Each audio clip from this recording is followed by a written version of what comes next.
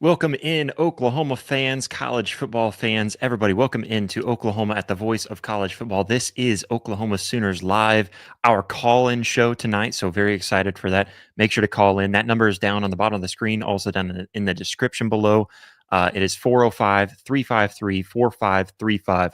So call in. Again, that is 405-353-4535. Call in tonight. We will answer the calls as we go through the show. So as we see them pop up, we'll try to take breaks in between topics, in between segments, and that way we can get your guys' calls. My hat's looking a little crooked today, and I'm not even sure why. It feels straight, but might just be the lighting. But anyways, welcome in, everybody. I'm your host, Josh Mahler. You can find me on X, formerly known as Twitter, at Real Josh Mahler, to keep up with the show and so much more that I do, doing work covering Oklahoma Sooners. Get on there and just chat every once in a while.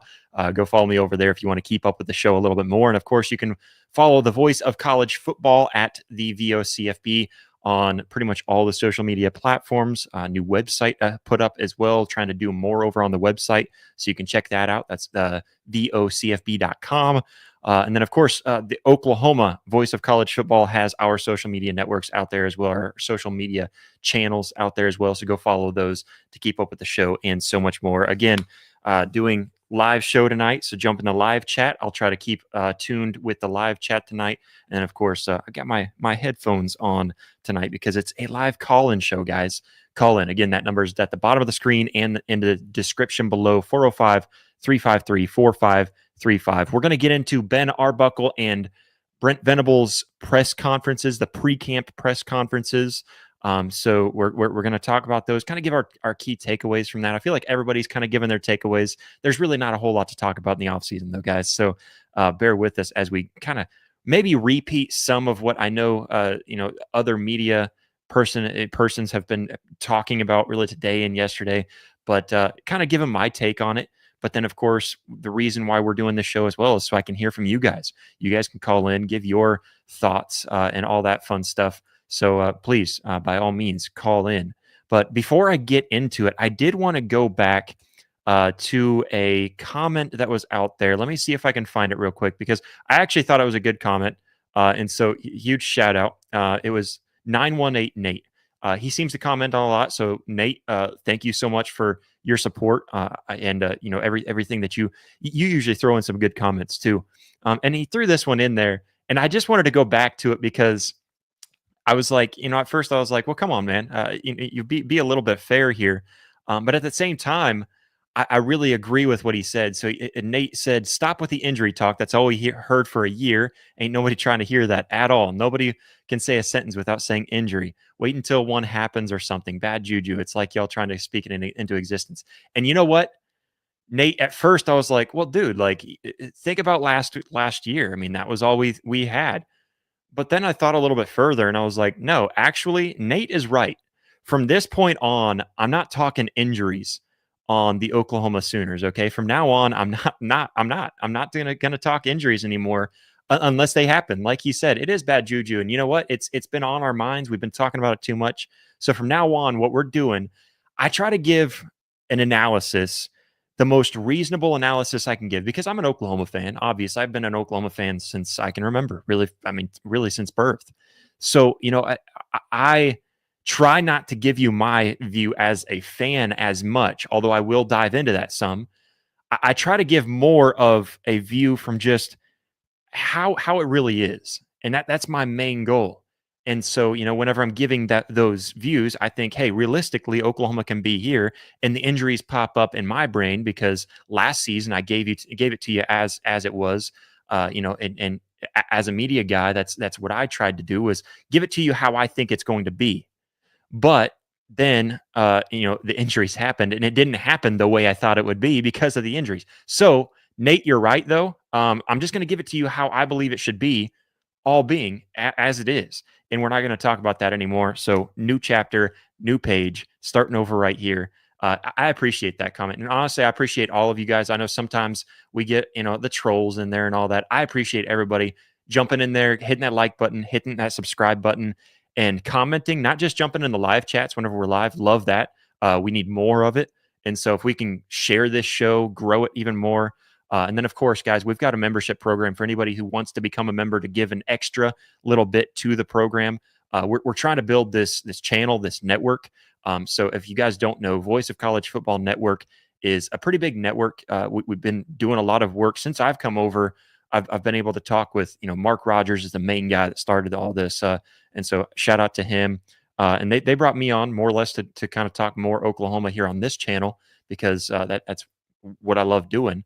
But then as we, as this network grows, of course, this channel's growing. There's more that this channel and even this network wants to do for the fans of college football to provide even more than what, and we've got some ideas that you guys don't even get from some of the bigger places. And I can't really throw too much out there because it's not set in stone. But of course, some of that takes money. So becoming a member does help grow this channel, grow a lot more. But like I've mentioned in the past, it's not going to keep us from doing what we do here every Tuesday, Thursdays when I'm live. And then whenever Chad and Tierney Smith are, ready to come back.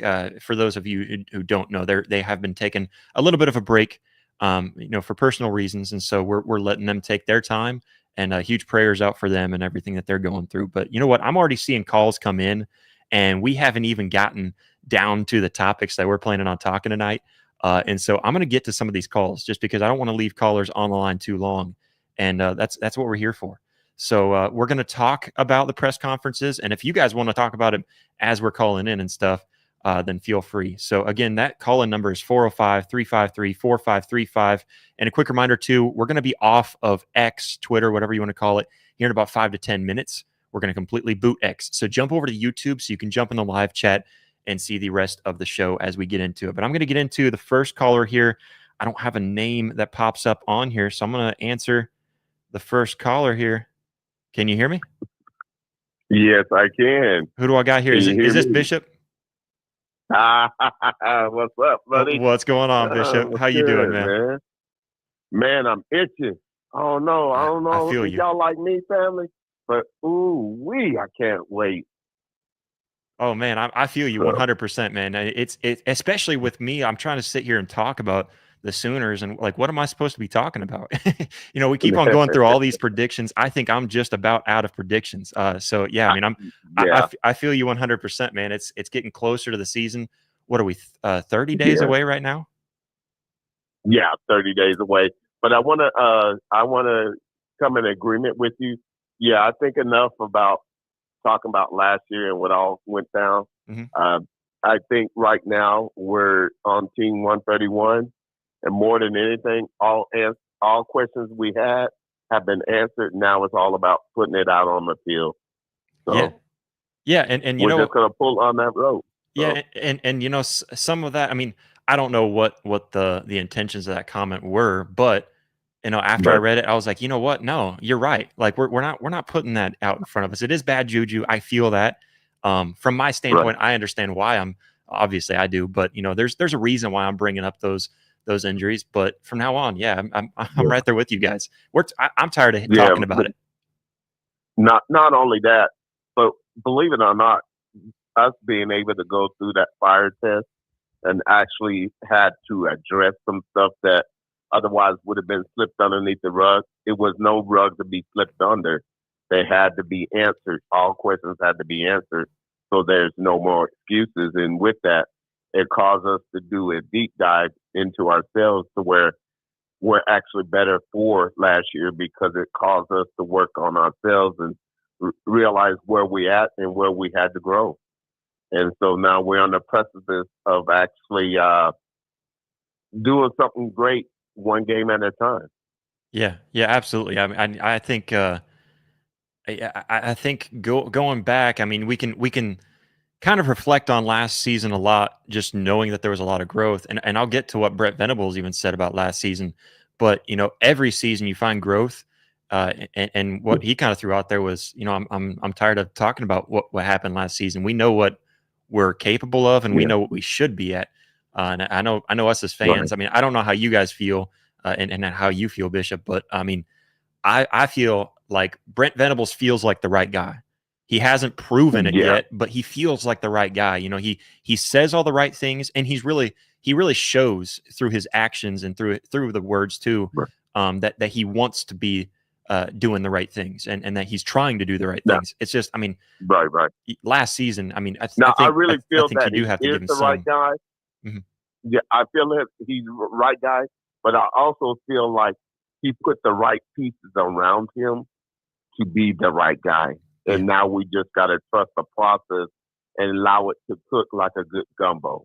yeah, And so, with that said, is that now we got to make sure we do our due diligence, make sure we cross our T's and dot our I's, and make sure we're ready for the season. Because understand, we understand now that the SEC is a new level, yeah, but with a new level causes us to have to raise our 24 karat gold standard to make sure we meet that level. So it's exciting because the simple fact is all we known to do is find ourselves in the possibility of being in the playoffs. And for this year to have the opportunity of what nucleus we bring back and why Nagy and them were so focused on retention versus going out into the portal, I think we're going to show dividends because a lot of other institutions had to replace a lot through the portal versus what we had is actually competitive depth. yeah, yeah, and you're right too. I think this is probably the best it's felt. I think I felt pretty good about Levy. I knew what Levy was all about, so I don't know if I'd say. Right. Honestly, I feel like it probably feels even better than Levy because I think there's a higher ceiling for John Mateer than there was for Dylan Gabriel whenever he came in at the same time as Levy. So honestly, I think this is the best that the Brent Venables team. And you're right. I think he's placed the right pieces around him. And then of course Jim Nagy bringing in guys. Oklahoma would not have landed Jaden Knott if it was not for Jim Nagy. And then of course he even mentioned and some of the stuff that the media was asking him this week too. That he mentioned that if it wasn't for John Mateer, he was looking at Georgia. And he ended up choosing Oklahoma because of John Mateer and the faith that he has there too. Yeah. So yeah, it really feels like the right pieces are there. It just makes me nervous because everybody in the media, everybody is talking like, man, watch out for Oklahoma. I think they're going to be good. I'm like, I don't want to hear that. Although I do want to hear it, you know? Yeah. But the thing about it is the only reason we don't want to hear it, we don't want everybody to not know. But now, once again, yes, we do, because we're not as scared of anybody and no excuses. So yes, they know we're coming, and they know that we reloaded and that we have our nucleus, and they know whenever we get everything together, they know what potential we bring to the table.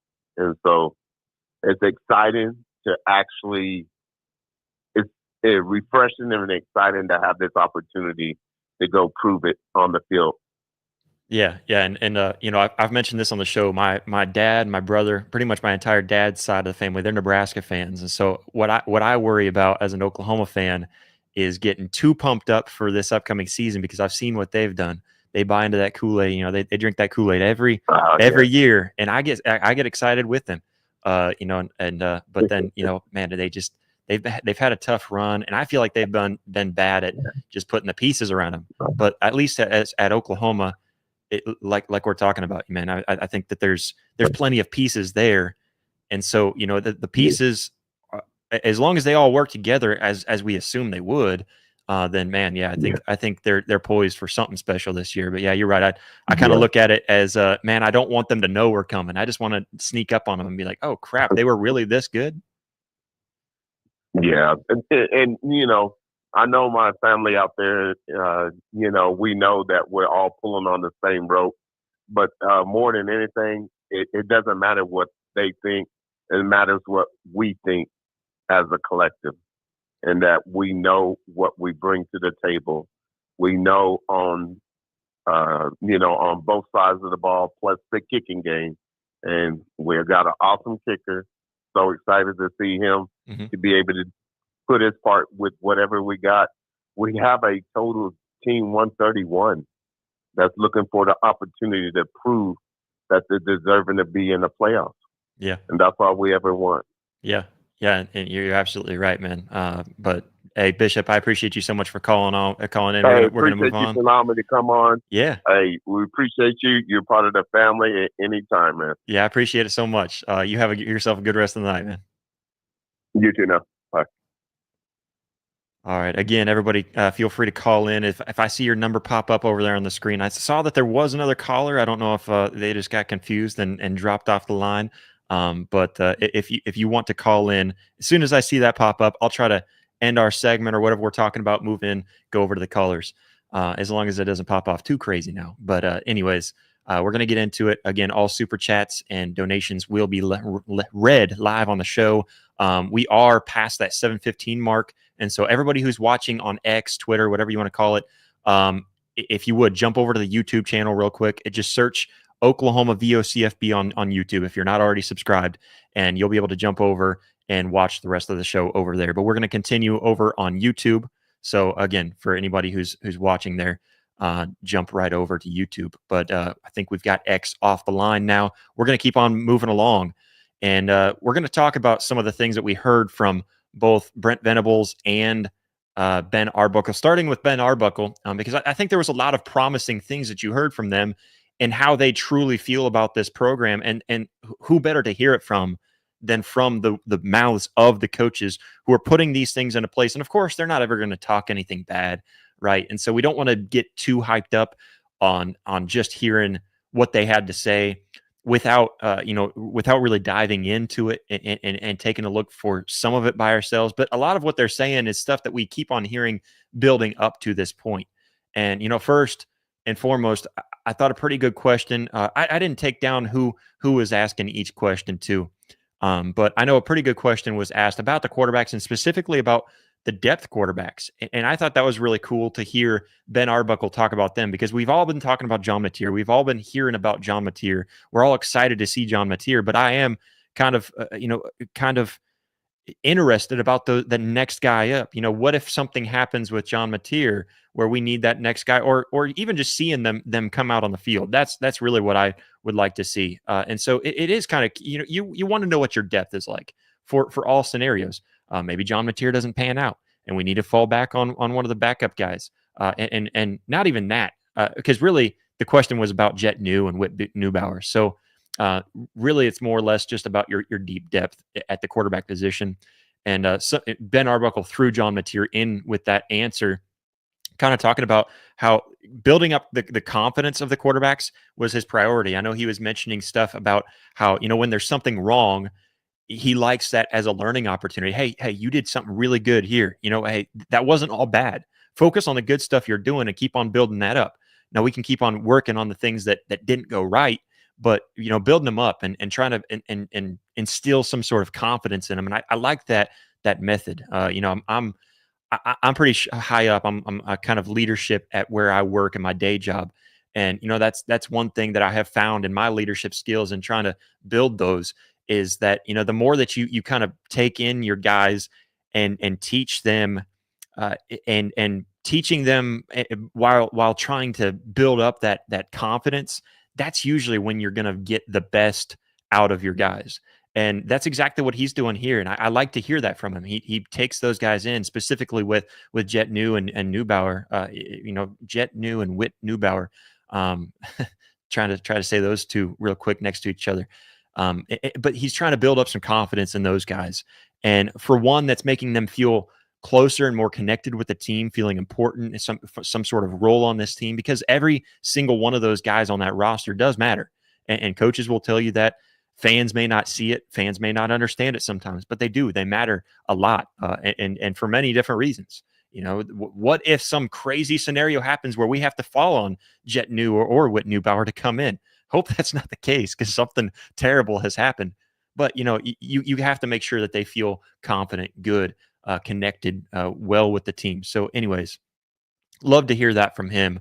And he was even talking about John Mateer and how he's been in the kind of prepping and being consistent with that, and even kind of getting a lot of reps in, even when he's not. He's talked about how much he's in the building, and he's been in the building a lot.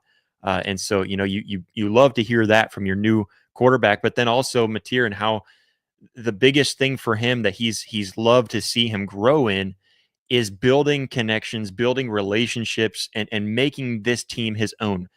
Literally, that's what he said. He says he needs to learn how to make this his own team, and so make this team his own, really. And so that was something that I liked to hear from Ben Arbuckle, is that he was kind of pushing for that, because again, he doesn't really need to learn so much with the system. We've mentioned that, how John Mateer mentioned that at media days. And so that was really fun for me to be able to hear Ben Arbuckle talking about that from his perspective, how he saw it from the outside. And, not only that, but also praising John Mateer's leadership, how he has been an incredible leader, and everybody's taken him in as that leader, and everybody's gelled with him very well. And so that's something you love to hear. You need those good relationships. You need to know who you're working with, who you're working for, and recognizing that the quarterback is the play caller. The quarterback is that commander. He's the general that's on the field. He's that guy that leads you into battle. And that's just the nature of the game. Recognizing that and coping well with him, finding a way to collaborate with him, that's extremely important. So, very fun, very exciting to hear that. And then even talking a little bit about his next level preparation, not even just preparation for this season, but Ben Arbuckle was even talking about John Mateer and prepping him and film study, and talking about even including like breakdowns of NFL guys and all that, breaking down specific players. That's next level stuff. So he's prepping him for the big leagues right now, and of course that's going to bleed into what he's doing this season. It's not to just say, hey, skip over, don't focus on what we're trying to prepare for this season. That's not what he's doing. He's preparing him to, hey, we're going to start studying as if we are an NFL duo here, as I'm your NFL offensive coordinator and you're an NFL quarterback. That's how far into preparation him and John Mateer are going right now, which is great to hear. That means that the relationships are going well, the leadership is going well, the on-field product he feels is going pretty well, and to where he's moving into progression and building up, trying to mold him into a more mature and better player. So there's a lot of good things that I heard from Ben Arbuckle, but that's definitely some of it. Some more that I took away from it was the offensive line and the development that Ben Arbuckle talked about. He talked about how when he came in, he knew what he was getting. He knew that there was going to be some things to work on, but when he stepped in here, it was so much better than what he thought it would be. Talking about this offensive line, knowing that it's a main focus in the offseason. And that's what Ben Arbuckle knew was going to be the case when he first came in. He knew what Oklahoma was a season ago, and an atrocious offensive line, and that happened for many reasons. But he noted how they watched. He said, "I don't know this for certain because I don't have the data to back it up, but I'd be willing to bet that as much as the offensive line was in and studying film, as much as the offensive line was together watching film and building up a chemistry together." He said, I think that they probably watched more film than any other position group in this building. And he said that they were there all the time. They were there watching film more than just about, he thinks, more than any other position group. That is the group that you need the most chemistry. You need a lot of chemistry between a quarterback, receivers, quarterback, running backs, running back, receivers, not so much, but you still need some there. Really, everybody on the team needs some chemistry, right? But nobody needs, and I'm just talking one core group, nobody really needs more chemistry and more understanding and more of a relationship than the offensive line themselves, just in their own group themselves. Of course, the offensive line and the quarterback also need that connection, because I just posted this on social media. I was watching some Baker Mayfield. I don't even remember which game it was. It was one of the games that just popped up, and I was like, I'm going to watch this while I'm cooking.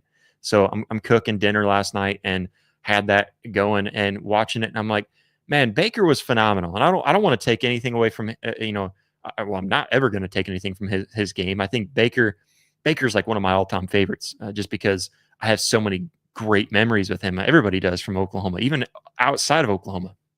He's a great player. That offensive line was amazing for him. And I'm not trying to take anything away from that offensive line at all, because they were phenomenal. They knew what they were doing, and they had such a chemistry with Baker Mayfield that it wasn't even necessarily that the offensive line would be blocking for him so well that he just had all the time in the world back there. He would have to get out of the pocket, but usually he is keeping his eyes downfield, knowing that there's a receiver that's working on something, and try to position himself in a certain pocket that helps the offensive line. And that was something that, man, I didn't really recognize it as much back then whenever he was playing as I do now. And now I started going back and watching other things. Baker was one of the best at sitting in there with that chemistry with his offensive line, which is what I'm talking about here. With the chemistry of the offensive line, but then also with the quarterback. Baker had that kind of chemistry where he was able to position himself to set offensive linemen up for a block. A defender is coming from this way, so he positions himself. There's an offensive line right here. He positions himself around him to put that offensive lineman in the right position. That's something, I mean, man, that talk about chemistry and IQ on the field. I mean, there was so much back then. I believe that we could see similar things than that. I don't know if John Mateer is going to have that kind of IQ. I think looking back at Baker, he had a higher IQ than I ever gave him credit for when I was watching him live. And it really showed. Of course, a lot of that was toughness and grit, but that kind of stuff is just next level. Obviously, that's why he went number 1 overall. And so that's the kind of stuff that extending the play is more than just sitting in the pocket, more than relying on your offensive line. But anyways, getting back to what Ben Arbuckle was talking about, he really wants to. He focused in. He was talking a little bit kind of about their mental sharpness, their mental toughness, their physical readiness. He seems like everybody is really getting strengthened up and ready for this upcoming season. That offensive line as a whole seems really strengthened as a group, and heading into specifically into that week 2 matchup is obviously the big one against Michigan. Going on to the running back room, Ben Arbuckle talked about the running back room in that press conference. And he was talking about really the kind of how much depth that running back room offers. That's something that we were talking about here on this show live on Tuesday, is how deep that running back room is. And it's truly a blessing to have the problem of we have so much talent that I don't know who's going to play. We have so much talent that I don't know how to spread it among all these guys. That's a blessing in of itself. It's kind of a curse in some ways, but overall, you have to be happy with that. He talked a lot about this. He even talked about the accountability that this running back room has. And Ben Arbuckle mentioned about how Javonte Barnes, Xavier Robinson, how they're really earning praise a lot for really their dependability and even their football IQ growing in that way. And the running back coach DeMarco Murray talking about him, and the culture of accountability that he's building within them, and kind of helping elevate Jaden Ott's professional mindset, his preparation and everything. So there's a lot that has been going on in that running back room that I think Ben Arbuckle is extremely excited about. I'm sure he's really excited to see the finished product. And if memory serves me correctly, the first time that he's going to be able to put Jaden Ott, I guess starting today, would have been the first time that he's able to put Jaden Ott out there on the field and in practice with this team. So he showed a lot of confidence there, and talking about the running back room and all the depth. Again, that culture of accountability, that was something that he really brought up, and really excited, really happy and excited that he was mentioning the running back room the way that he was. Again, I think it means the most when you're hearing these coaches come out there and talking directly to the media and telling their thoughts.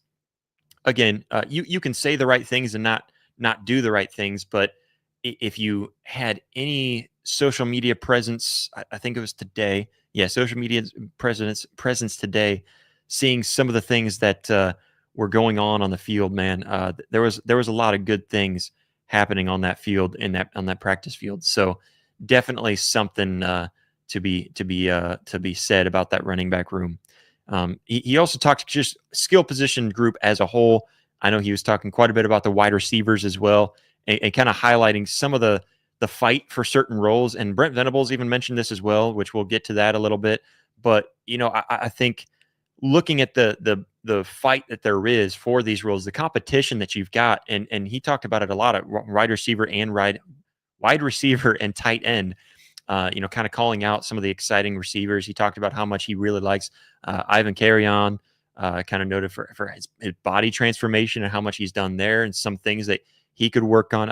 He might have been talking about Zion Kearney, one of those two young guys, talking about how there were some things that they were working on that he feels like has been a lot of progress, and they're wanting to get into even more progress here in the fall as they get into fall practices.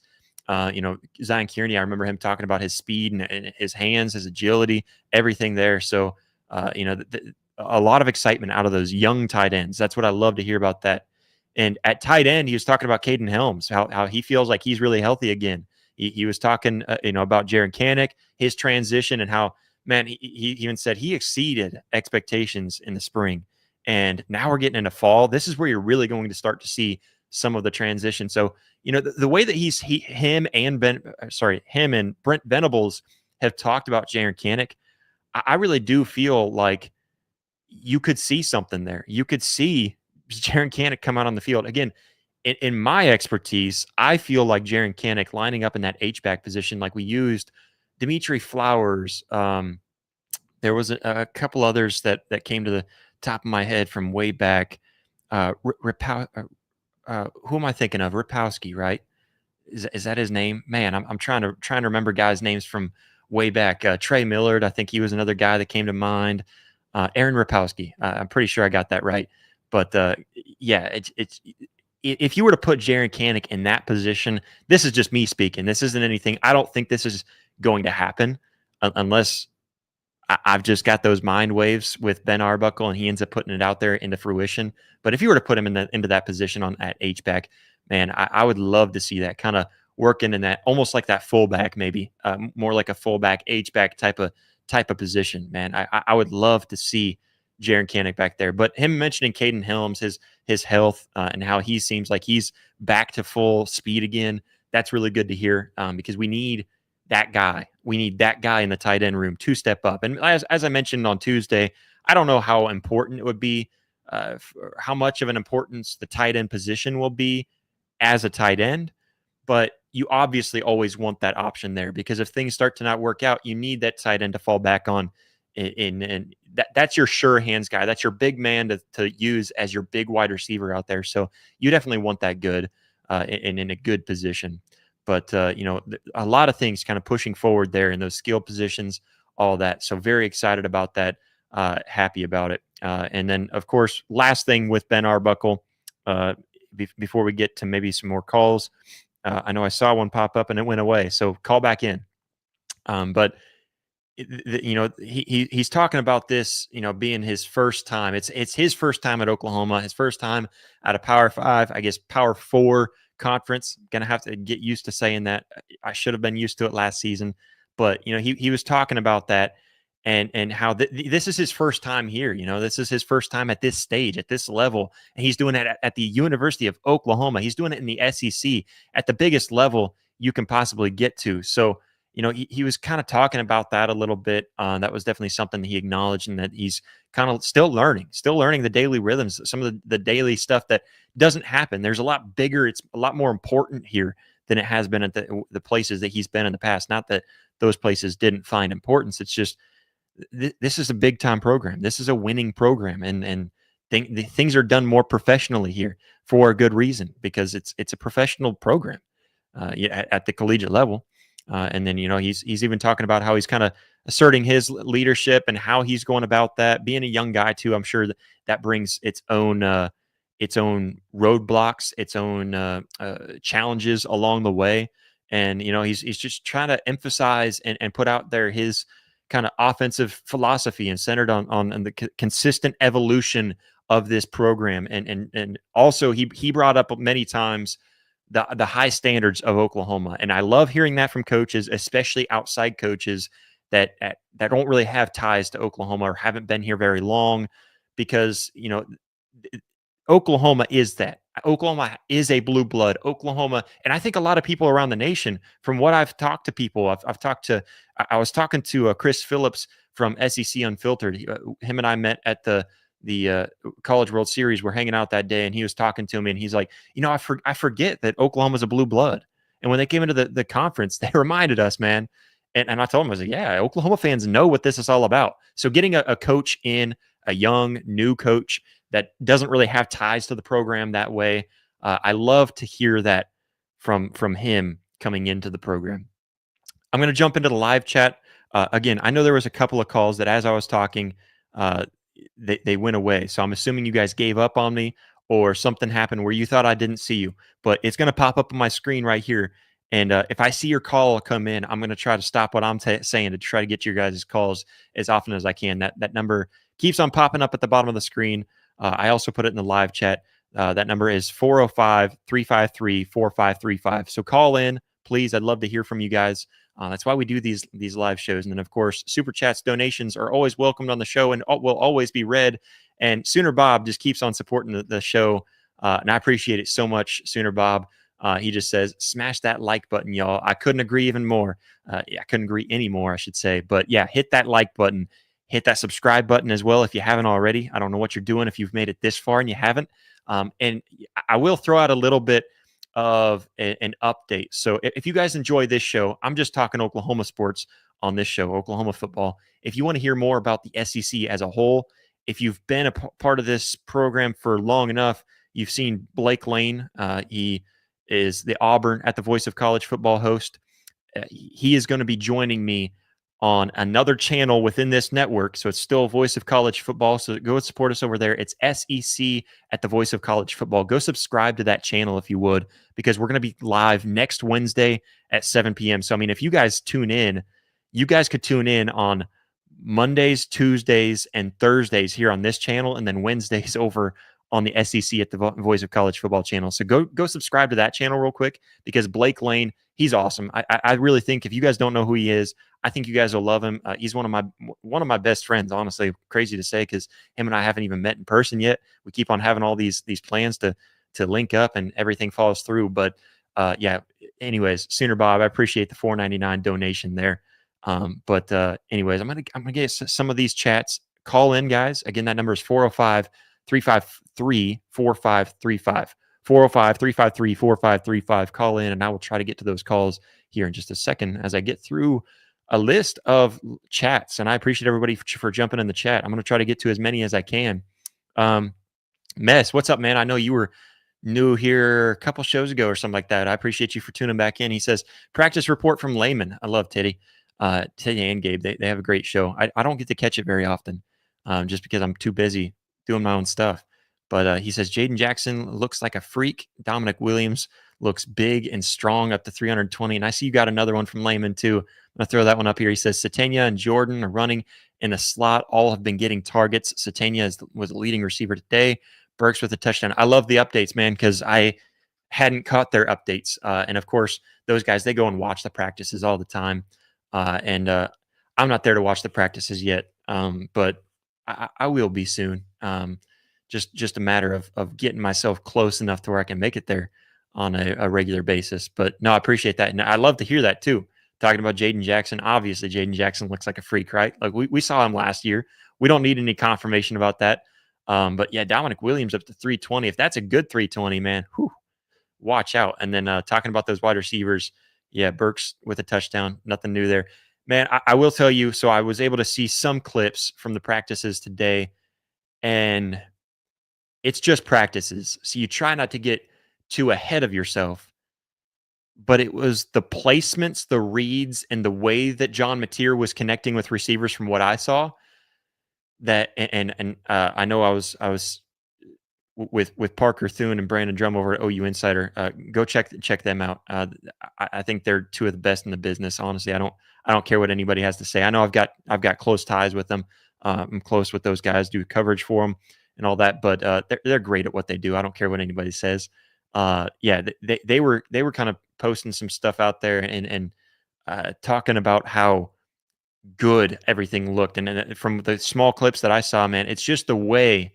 I know it's practice. Again, I'm trying not to get ahead of myself there, but the connection with the receivers, it's something special. But yeah, and I mentioned that a little bit on Tuesday. Burks, Satania, and Jordan kind of running that slot, and that's what I like to see. And you're not going to see too much from the Gibsons right now, both Giovanni and Jaden Gibson. But yeah, those guys are definitely your guys for the slot position. I see Sooner Bob had another comment. I'm going to throw this up there because he supported the show with the donation later on. He says, V is definitely the right guy. And yes, he is surrounding himself with coaching and player excellence. Yeah, kind of agreeing with what Bishop and I were talking about earlier. Yeah, I mean, I really do. I mean, I feel like Brent Venables is the right guy. I feel like I really feel like with the atmosphere, with the what's the word I'm thinking of, with the mentality that he brings to the table, uh, the overall feel of this program feels the best with Brent Venables there, and I feel like he's got what it takes to be a good coach, right? I mean, we know he's a defensive mindset, and just as long, and I'll jump over to this one too because modern day caveman kind of going on the same note that I'm thinking of here. He says BV needs to take a step away from the offensive side, if I can read right here. And he says, and tell Ben Arbuckle to go full attack mode every game because I felt Lebby's play calling was too conservative.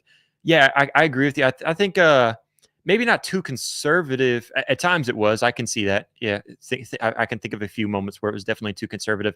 I think Lebby just didn't know when to play it safe. And I feel like he started playing it safe too soon sometimes. And I feel like every coach struggles with that at times too, trying to find that right moment to play that 4-minute offense, and trying to find the right times to really turn on the Jets too. So yeah, but I agree with you there, and that's kind of what I was getting to, is just the fact that, I think with Brent Venables, it just feels like everything with him, he feels like he could be a really good coach. And you know what? I was listening to Andy Staples and is it Andy Wasserman? Is that the guy's name? I was listening to them in the truck the other day, and I believe it's Wasserman. I think that's his last name. I might be butchering it, might be saying it wrong, might be saying the wrong name. But he was mentioning how Brent Venables could be the guy that doesn't do well this season, gets fired, and then goes on, and they're like, man, that was like the best coach that never got it together at Oklahoma. And I felt that, I know what he's trying to say. What he's trying to say is Brent Venables could be, he seems like he could go on and do really well with the right circumstances at another school. And then Oklahoma's like, man, why did it not work out here?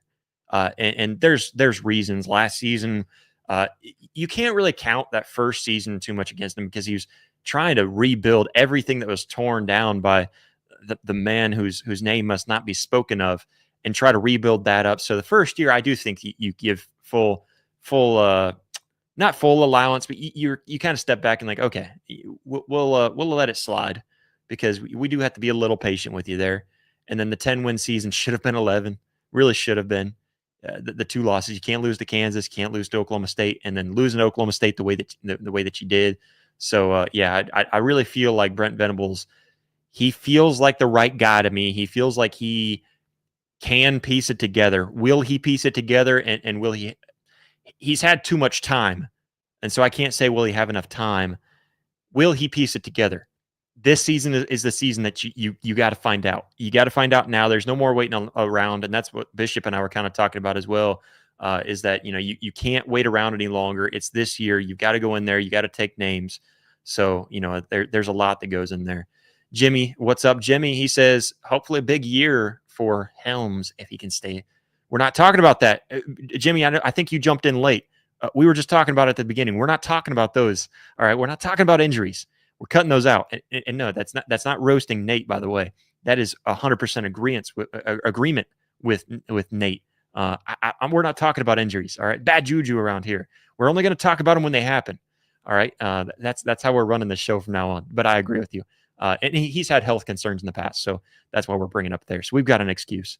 Don't worry, I got your back. No, I think Caden Helms, from everything you've heard about the kid, he's got that talent. He's got that it factor to be the guy, right? So let's see it. I think this is the season that we want to see it because we haven't had that guy really since Braden Willis, and before him, I feel like. Correct me if I'm skipping over someone, but before him, I feel like it was Mark Andrews. That was the guy before him.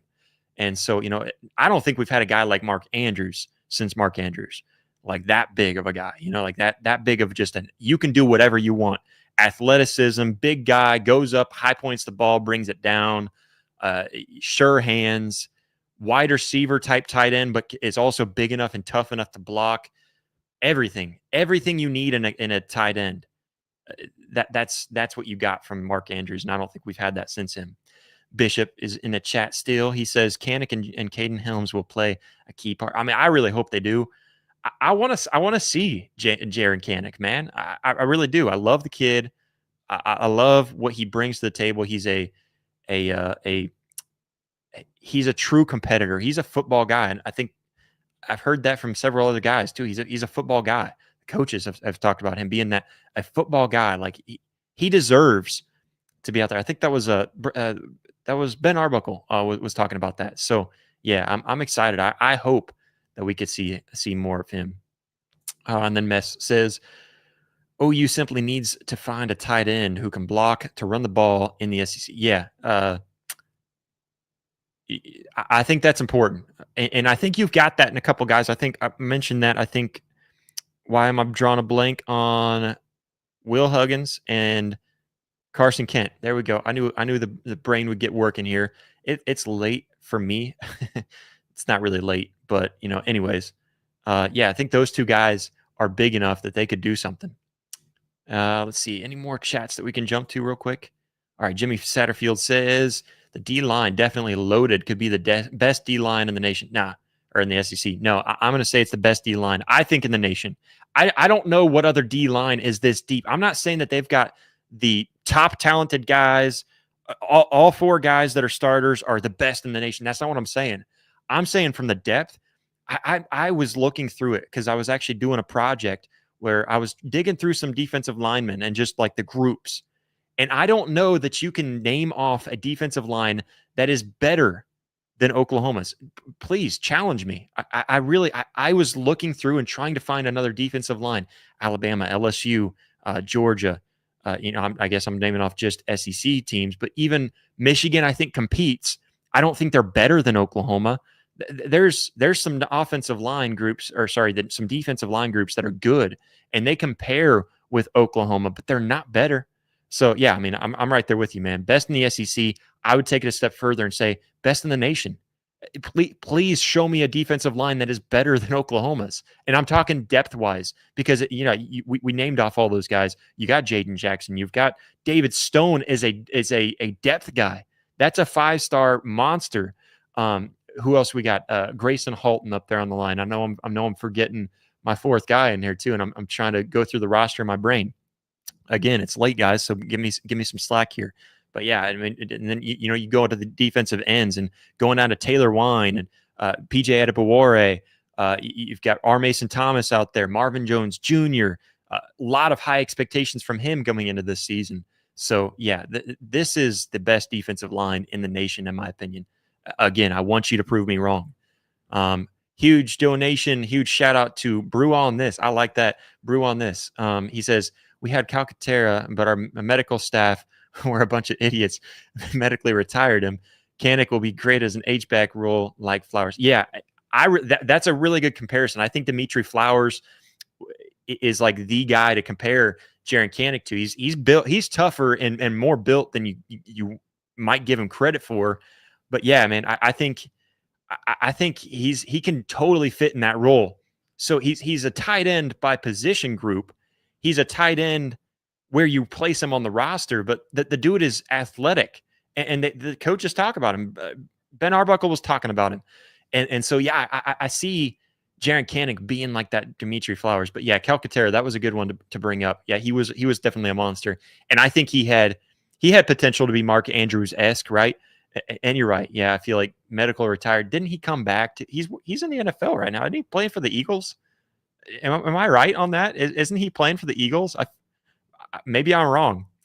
Yeah, you're right. And there have been some changes to the medical staff, guys. I know a lot of Oklahoma fans are ticked off about the medical staff. A lot of Oklahoma fans don't give credit for that. I'll pop that back up. Brew on This. Thank you so much for the $5 donation, by the way. Again, all donations, super chats will be read on the show. So if you want something read, you got a question, comment, something you want read, or you just want to throw in a comment and a donation or a super chat just to support the show, we appreciate that so much. All of that goes towards building this brand, building up everything, giving you guys more. And again, we have memberships as well, starting at $2.99 a month. And working your way up from there. You can look at the perks, all that. We're gonna throw all kinds of stuff in there. The perks don't even start to some of the things that we've got planned. So check out that link in the description below if you want to support a little bit further and become a member of the program here. But yeah, the medical staff, going back to that, there have been some changes. There have been some things to hope to build up and to make sure that these guys are healthy. So I've seen a lot of fans kind of criticizing as if there was nothing done. There was. Yeah, thanks, Mess. I thought he was on the Eagles. He won a Super Bowl ring, and the medical staff said, I don't know if you can recover from this. I don't know what all went into that. I really don't.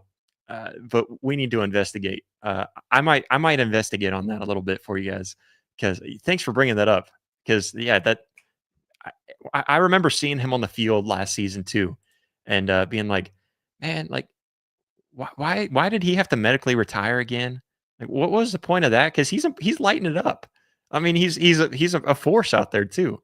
So he's on the field a lot with Jalen Hurts, man. I feel like that we got Lane Johnson. Is there another Sooner that's on the Eagles right now, Super Bowl champion? But anyways, no. Again, appreciate the $5 donation. Yeah, Jimmy, I know it was concussions, but it's like they obviously didn't keep him from going to the NFL. I don't know. I just don't understand that. Maybe you're right, Brew, on this. I think maybe the medical staff was doing something wrong. But let's get into Brent Venables real quick and some takeaways. I'll try to get through this real quick. Again, that phone line is still open, so please call in. Love to hear from you guys. That call-in line is 405-353-4535. It's going to pop up here on the bottom of the screen right there. And then you'll also be able to check that out in the description down below if you forget it. But let's get into some of the key takeaways from Brent Venables and what he had to say in front of the media. Man, drawing a blank on simple words now. Anyways, no grand opening statement. That was kind of funny. That was totally. So there was a few things that he said that I kind of felt, and I was like, man, like Brent Venables is I kind of like this side of him. He's kind of digging back at the media. Hey, you guys talk about how much I talk all the time, so I'm going to be respectful to your time. Go ahead. Open it up to questions. I liked that. It was kind of like that fiery little, like, all right, what do you got? Just lay it out there for me. You guys kind of, I don't think anybody's criticizing him. There might be people out there criticizing him. I personally love the long dialogues at the beginning of press conferences and everything that Brent Venables gives. I love listening to the guy talk because, like I said, I feel like the more I hear him talk, the more he feels like the guy to me. That's just me. Maybe I'm wrong. I love it. So Brent, if you're watching this, man, keep on doing the long dialogues, man. Although I loved this fiery side from him, kind of a direct tone. Just fire him off. You guys go away. Get on with it. Let's go. He started on with kind of that self-evaluation, talking about last season. He kind of assessed both, kind of coaching and performance, coaching and player performances. Talked about how they're really taking accountability and being credible for what happened last season, and recognizing that last season was horrible. Doesn't matter if you go 16-0 or 6-7 like Oklahoma did last season. He's taking that. He's staying responsive, staying active in the evaluation, looking at the evaluation and trying to learn from what they did wrong. But even if he said, even if we go 16-0, we're going to still find something to improve. And so we're just taking this one season at a time, getting better and better every season. And that's the kind of stuff that I love to hear from him. That's the kind of stuff that makes me feel like I like Brent Venables. I want Brent Venables to succeed, and more than probably anybody, as much as some of you. But yeah, I love Brent Venables. Love hearing that kind of stuff from him, and some more things that he mentioned a little bit that I probably get to. So I don't want to repeat myself. But he also talked about the offensive line improvement, talking about their growth, some of their growth and weight too, and how they're getting big and fit, and kind of the physicality of them, and how the technique during the offseason, some of the training was very focal point on specific things that they need to improve. So love hearing that. He even talked about kind of the emerging role of guys like Taylor Wine, kind of highlighted kind of his trajectory, if you will, and talking about how he's even shown kind of a leadership out on the field. And so the more that I hear about Taylor Wine, man, I'm excited. I hope to hear more of him, and I hope to hear his name called on Saturdays. I really hope he makes it on the field a lot this season. It's going to be hard because I think you got 5 solid guys that you could throw in there, and that's great to hear. That's great to have all that depth. And I know Teddy Lehman. I did catch a little bit of one of their episodes here recently where they were talking about Teddy Lehman's like naming off whatever 8 guys, and he says, if we can have 2 solid guys and 6 depth guys that we feel really, really good about, bam, that's the kind of depth you're wanting, and that's what you got in the tight end group. Obviously, you got the 2 guys and 3 behind them, but still. And you can flip those guys around. The defensive end, man, you just go back there and be aggressive. So Taylor Wine, definitely a guy that I love to keep on hearing about because that gives me some hope for him and getting in there. And he's worked his tail off to get to this point too. And then, of course, Brent Venables also talked about the defensive culture, how all of that's kind of coming together. But he's kind of talked about how it's honestly, I think it's been instilled, kind of reiterating his vision. And I think he's more or less talking about just how kind of building where he had to come and build from the ground up with this program. And now the 4th-year players, the guys that he recruited in, and all these guys are really coming together and have taken it on to its fullest, really buying in and their full investment into this system. And that's really great to hear. Great stuff. And the more that we hear about that, again, the better you feel.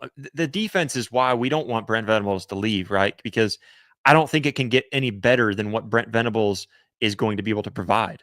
I'm not saying it can't get better than what it is. I'm saying what he can do. I don't think there's anybody better than Brent Venables for that defense. Now, if he can be a better head coach and the offense can do its role, that's where I think he's the right guy. He's going to fit just fine if he ends up putting the right guys in the right place. And it feels that way.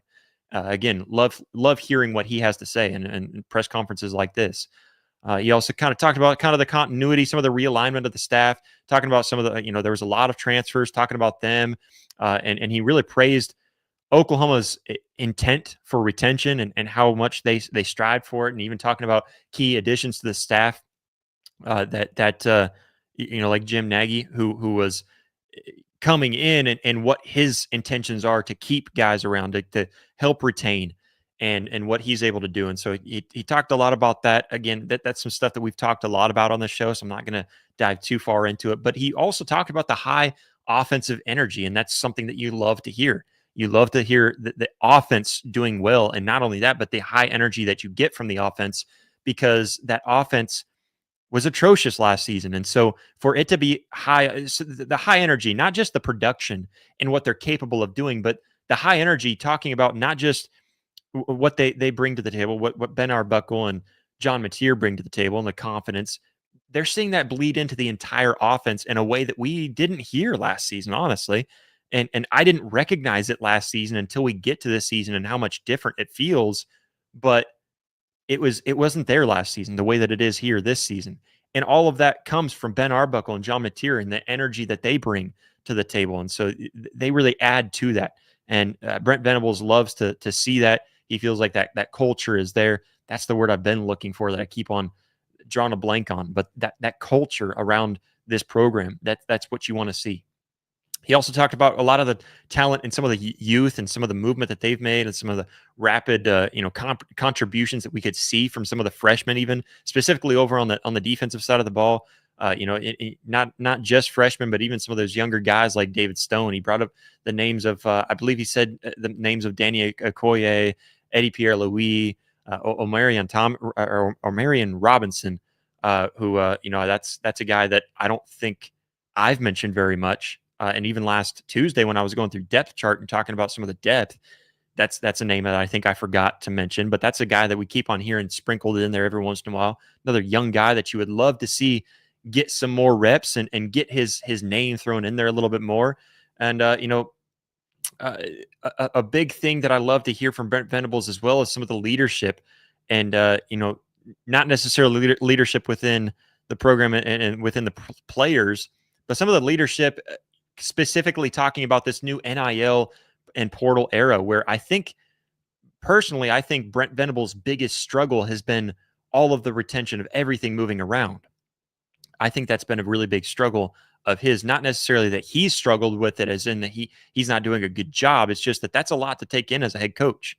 That's not what you really sign up for as a head coach in college football. Excuse me 1 second, dry throat. Take a quick swig of my iced tea. I drink it unsweet. I'm trying to cut out sugars. I've been realizing that the older I get, the more my metabolism starts to go down. So cutting out things like sugars, it's not really hard for me to either. But anyways, getting back to it, some of that leadership and how Brent Venables has stressed how the leadership, their guidance, they're guiding players along and helping with all of the portal, all the NIL, all of that, kind of staying true to what Oklahoma's true values are in college football and in collegiate sports.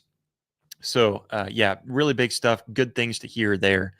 And then he also kind of talked about some of the physicality and specifically in the trenches. I know he mentioned the trenches, kind of talking about how a major offseason goal was to get some big time gains up front, improve some of the performance up front in the point of attack, really not just in the trenches on the defensive side of the ball. But he mentioned, again, going back to what he mentioned a moment ago, the offensive line and some of the physicality and what he's shown and what he's seen there and the growth. And again, what Ben Arbuckle was talking about with how much they've studied and try to grow as a unit.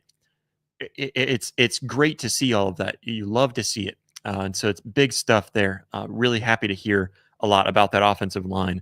And one thing, again, the biggest thing about Brent Venables that I have always loved, I think he could use a lot of excuses, and we've made excuses for him. I've made excuses for him. I think a lot of the fan base has made excuses for Brent Venables, and I think many of those excuses, I don't call them excuses. When it comes from when it comes from the mouth of the head coach himself, it sounds like an excuse. I can make those excuses and give them off as reasons.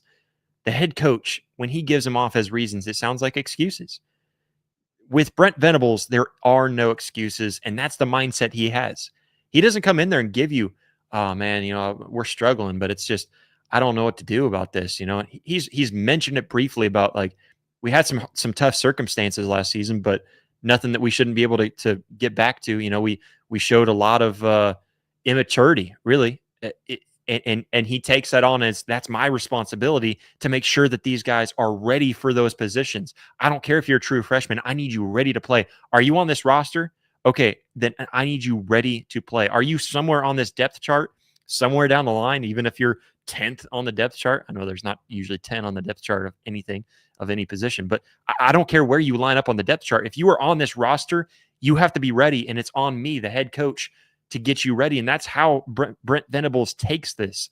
That's his mentality and everything that he does. And so I think with all of the roster turnover, the coaching challenges, with having to get rid of an offensive coordinator halfway through the season, a little bit past halfway, maybe a little too late from some of our perspectives. But a lot of that, everything that went into that, all of the challenges, Brent Venables takes accountability, and he doesn't use any of those excuses as a crutch. That's what I love about him. I think that's what a lot of the fan base loves about him. What we don't love about him is that we're not seeing the production. We're not seeing it. And you know what? He knows that. Nobody knows that better than Brent Venables. And nobody will come out and say it quicker than Brent Venables. That's what I love about Coach Venables and what he's got. So really, as a summary of what he came out there to the media, some of the takeaways is kind of the messaging kind of centering around building sustainable culture, that mentality, that mindset going into this season. He's also kind of strengthening leadership with leadership above him, and then also leadership on the field, leadership through the players, and he's seeing a lot of that. And then of course raising some of the physicality standards, all of that, and kind of restoring Oklahoma's identity. That has been his theme all offseason. Anytime you hear him talk, whether it be at SEC Media Days, an interview with Josh Pate, he's been talking about restoring Oklahoma's identity as a blue blood program. He's got a clear-eyed evaluation and commitment and a developmental kind of tempo. He wants to put all of this into place and expecting more from his program. Not the program that Oklahoma has, but expecting his program, the one that he is directing. He wants that to be better, and he has higher expectations. He expects to deliver. He expects himself to deliver, and he takes all of the accountability. That's what I love about Brent Venables. Loved hearing from him at the press conference Let's see, that would have been yesterday as we're live right now. So love hearing that from him. And that was some of my key takeaways. So, anyways, that's all I've got from Brent Venables and Ben Arbuckle. I don't see anything new in the live chat unless I'm just not caught up here. Let me refresh that. Anyways, if you guys have any more in the live chat, I don't see any callers ringing in. So anybody that dropped from the calls there, I don't know where you went, but you're not showing up on my screen. So if you are there and you're not showing up on my screen, hang up, call back in. That way I can get to your guys' calls. But quick reminder for everybody, huge thanks to a couple of guys, Sooner Bob, and then also Brew on This for the donations. But again, anyone who wants to help further and support, you can always chime in with some super chats, donations, all that. We welcome that as much as possible, just because it does help us keep on growing this channel. Everything that goes into it, we take that and put that back into this show in every single way possible, and into this network. And so trying to build up a lot. So quick reminder too, that you can join and become a member of the program today by jumping down in the description below, clicking that link down below, becoming a member for as low as $2.99 a month. It's just a little bit, but it helps us go a long ways. The more that we build up that membership program, the more that we get members tuning in. And again, I wanted to shout out, we had the first guy. I wanted to shout out the first to sign up, and that was Steve O'Rollo. And so shout out to Steve O'Rollo for being the first guy to sign up. Sorry, I'm not sure if it was a guy or gal. First member to sign up. Better make that politically correct for everybody. But anyways, those members, as that starts to build up, we want to offer exclusive and extra content. We're still going to keep everything here on this channel. So it's not that we're trying to pull you in and we're only going to offer you stuff now if you start to buy in. That's not at all what we're doing. We're just trying to build the program and build this network, build this show specifically. So that's a great way to do it. But I don't see any calls jumping in here. And I don't see any more new live chats, but I do thank everybody so much for tuning in tonight. Again, we are live every Tuesday and Thursday at 7 p.m. Central Standard Time. Search for SEC at the Voice of College Football. I believe if you just type in SEC VOCFB, it should pop up. But go subscribe to that. I'll start putting it in the description down below too, because next Wednesday you can join me and Blake Lane. We'll talk about SEC as a whole. Oklahoma will absolutely be thrown in there from my Oklahoma family. And so make sure to join over there. Go hit that subscribe button over on that channel if you would, and hit the notification bell so you know when we go live. We're going to be live over there every Wednesday at 7 p.m. Central Standard Time. So you can join me on Tuesday, Wednesday, and Thursday live. We're going to do call-ins over on that show as well. So we'll have me and my good friend Blake Lane. He's an Auburn guy, so we can give him all kinds of crap.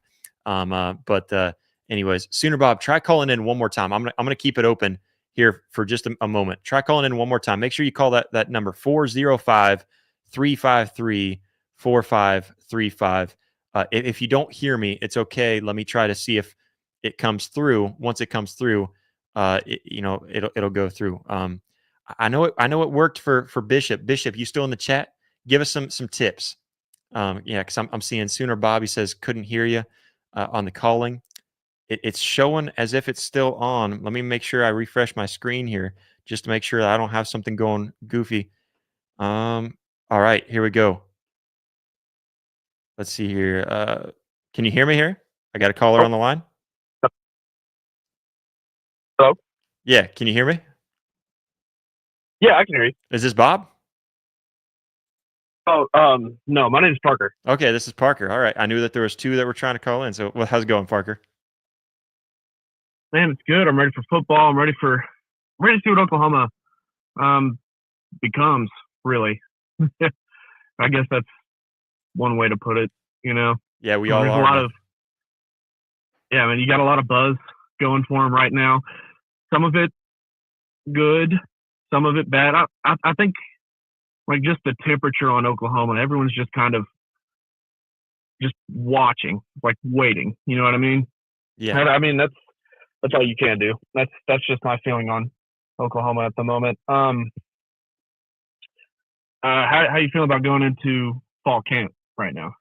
I'm feeling really good. I think from what I've heard within the program, from how the coaches were kind of talking, I think Brent Venables and Ben Arbuckle just kind of instill a little bit more excitement from their press conferences, because some of the things that that I think that they've talked about a lot going into fall practices is trying to sustain and make sure that what happened last season doesn't happen again, and learning from the mistakes. And they've also again made some key movements, key adjustments from the things that you're hearing on the field. I think the seeing all the talent out there on the field. I mean, there's a lot of excitement. So I'm feeling pretty good about fall camp. I think it's going to go a lot better this year, and so that's keeping high hopes. Yeah, the thing that I wouldn't say I'm worried about, but I'm just like I guess what I'm waiting to see. Like I know the star power of Deion Burks. I know he's been dealing with a little bit of health, issues, stuff like that. We had a couple of receivers that went down, I think, over spring ball. But we know what what you get with Deion Burks. Very explosive, very quick, fast wide receiver. I want to see more than just that, though. I saw a clip on Instagram. I guess Oklahoma started posting some of their fall camp videos, but it's like it's all good and great.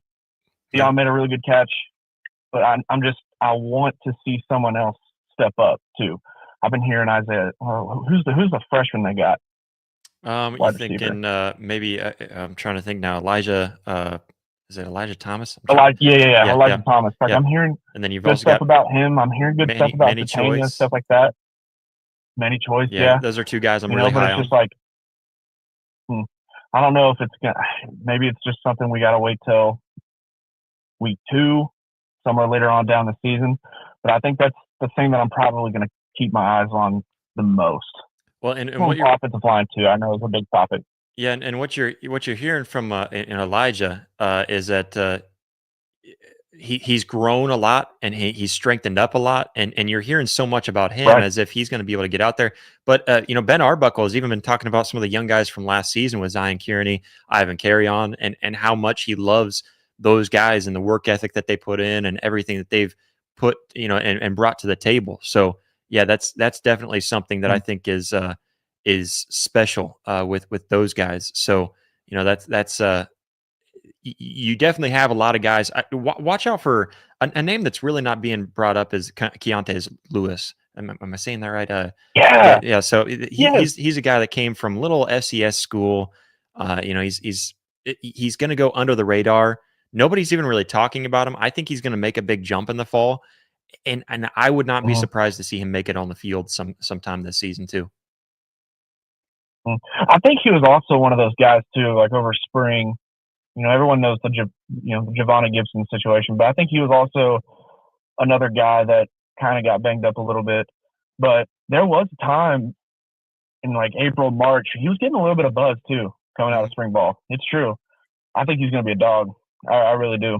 Yeah. Honestly, when I first heard OU was kind of going after FCS players, I kind of heard that and I rolled my eyes, whatever. I was like, oh, great. We can't go after big names. But going back, this is for anyone who really doubts their potential. Going back, looking at their production, their numbers, their stats, how they play the position. I mean, these guys, they're good.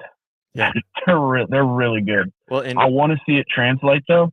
Just like anybody else going to a different school from conference to conference, whatever, step up, step down.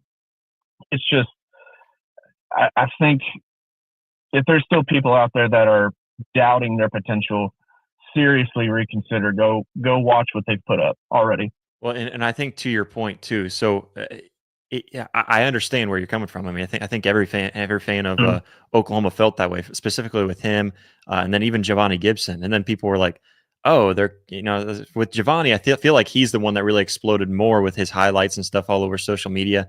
But I think Keontae's is kind of the same way, where you have to understand that with that, they were still really good. And think about how many high school players are out there. Some of them just don't get scouted, and some of them just aren't going to be seen, and so they're not going to go to a high program. And most of the time, it's because maybe because they didn't get themselves into the registry for things. There might be some of that. But overall, like there's just some things that like they're not being scouted. So they might not have been picked up by a big time program, but that's okay. They still have their chance. If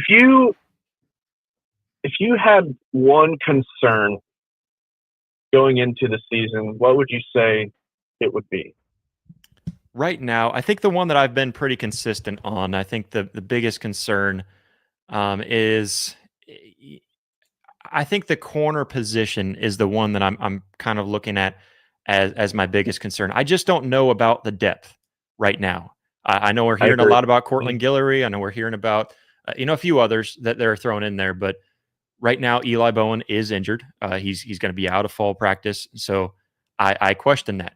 What's that going to turn into? That's my main thing there. And like, I know Gentry Williams has also been another player that's just unlucky with his injury history. Like, what happens when he becomes unavailable? Not when, but like, if something happens again with Gentry Williams. Like, I don't doubt, it's kind of just like the receiver room. I don't doubt anybody's potential, but it just seems like it's a position that is just lacking a little bit of experience. I like the idea of Kendall Dolby going out to the other side, on the other boundary. I feel like because Eli Bowen, just is not the tallest person out there. I really like the way he plays, but he's more of a slot corner. So it's like, what do you do with that if you're just dealing with that much lack of experience?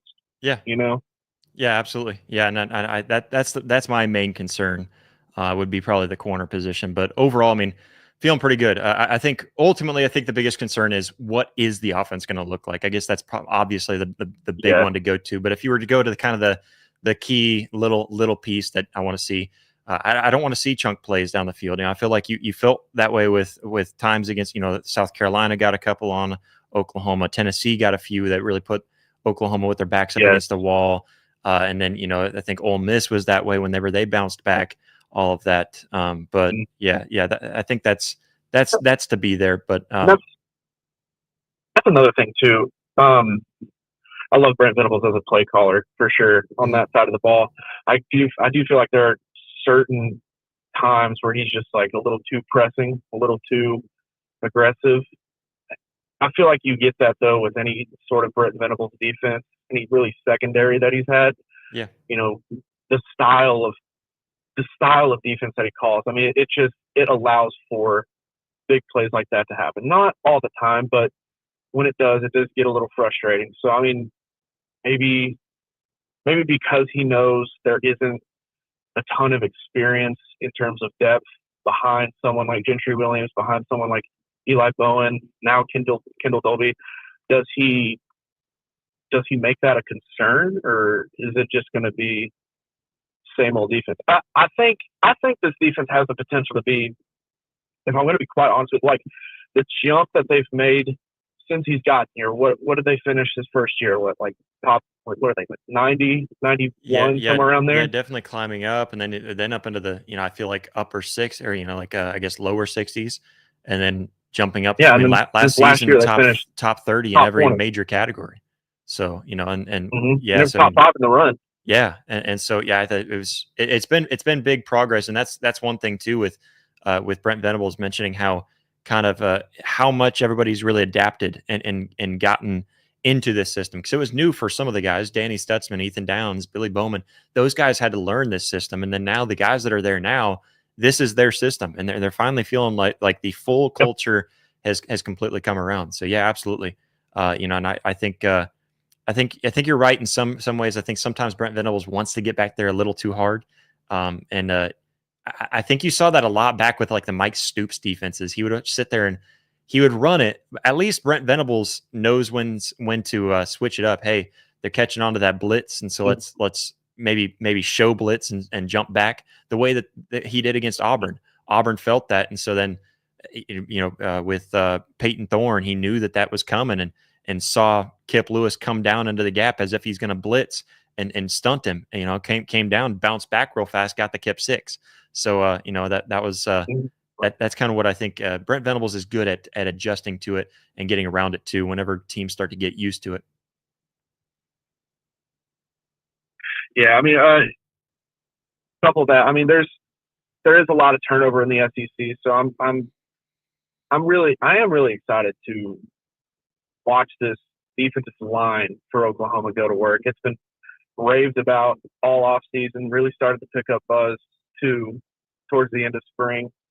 I mean, Mason Thomas, I feel like they got to figure out that other end spot. You have options, Marvin Jones, you've got PJ, you got Taylor Wine now, I guess, is making a pretty big jump. Yeah, and I think Marvin Jones is going to be your guy there.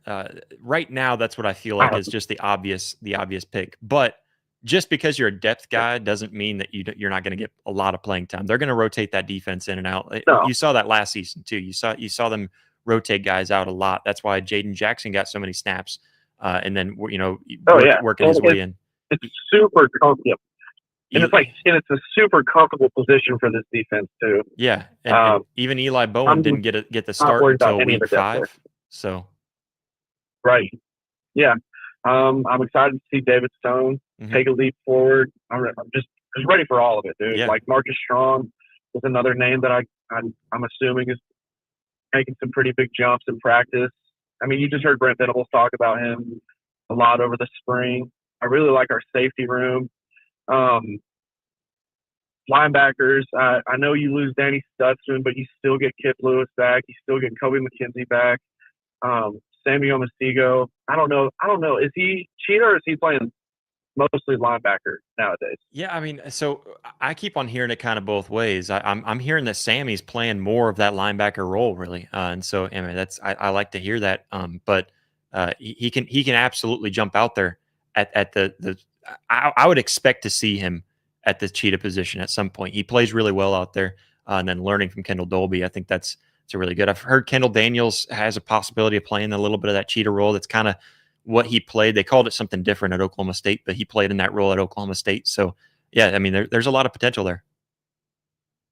Michael Boganowski, too, is a big name. Yeah. I want to see him take another jump forward. Like, this defense is loaded.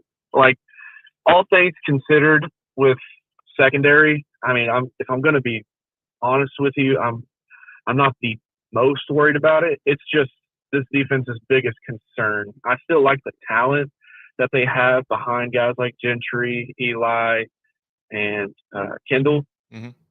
You just got to see it all come to fruition. Yeah. I'm 23 years old, man. I haven't seen a ton of great Oklahoma defenses. I grew up watching Oklahoma really in the 2010s.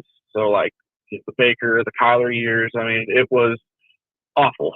Talk about almost heartbreak every week. You know what I mean? So I'm old enough. It's nice to finally.